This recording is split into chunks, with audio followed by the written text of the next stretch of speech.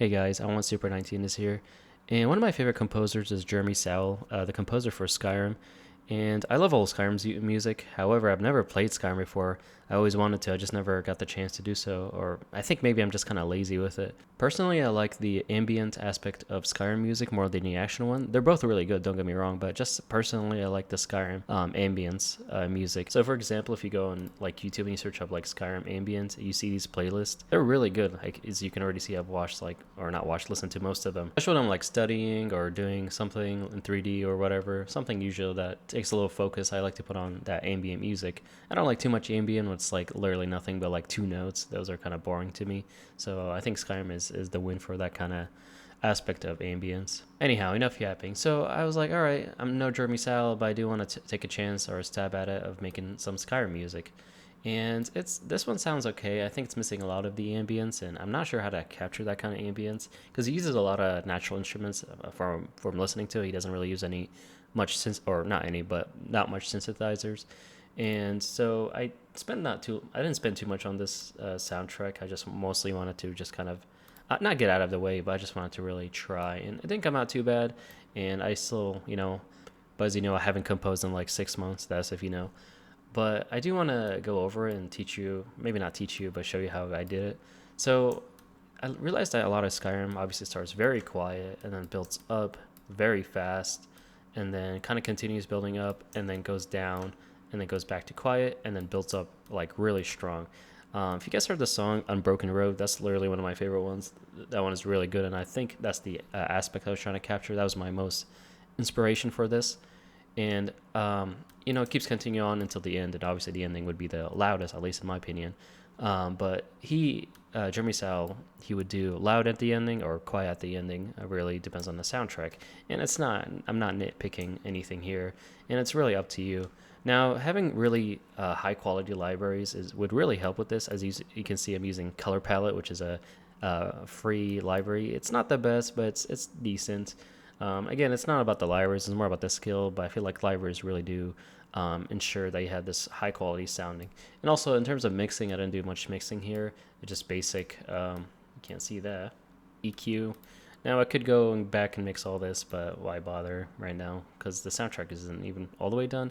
In terms of melodic, it is, but I still need to work with some more dynamics.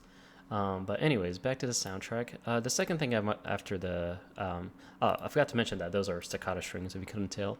After that, I went to obviously making the main melody, which is the brass, or actually the library is another free one, and then another free one, which is by the same, no, not the same company, different companies. And I stacked them together to sound high quality, sort of, because again, one of them I don't think does it justice, so I put two of them, and I just copied the same melody. And yeah, so after that, I added the woodwinds, which is the kind of the middle of the song. And after that, that's violins always in the back. Nothing too crazy with the violins, as you can already see. I got to work with some dynamics over here. This one did a little more dynamics. This is just higher octave, and this is lower octave. It's the same exact chords, and they're always in the background. And then you got the vocals at the end here, which is just kind of a finishing section kind of thing. If we go back here and we analyze a little, there's the ending section here for section 1, I'd say, and then section ending here for section 2, which is the ending of the song. Weird how my brain works, but that's how I see it. And automation here for the brass, because you got to manually automate it. You can't use the velocity wheels or whatever it's called, the velocity things right here. And yeah, all right, so let's go back to string and just show you some of the melody. I don't want to spoil too much.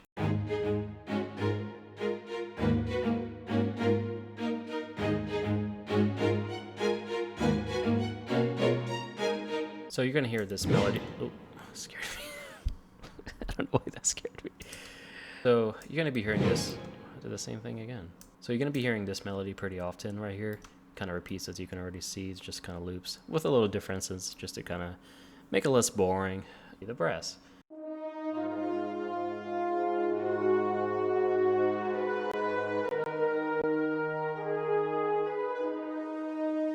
So yeah, that was it kind of for brass. Again, I just stacked it up to make it sound a little more high quality.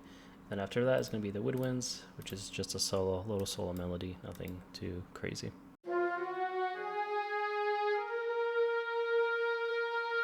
That's all I'm going to show you because it's pretty slow. And then after that, we got the strings, which is just basic chords. I'm not going to show too much. It's just, again, basic chords.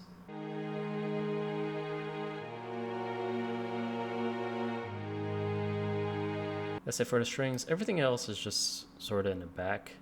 I don't think it's more anything like main, but those are the ones I just showed are main. Again, this is just, I don't want to spoil these for you.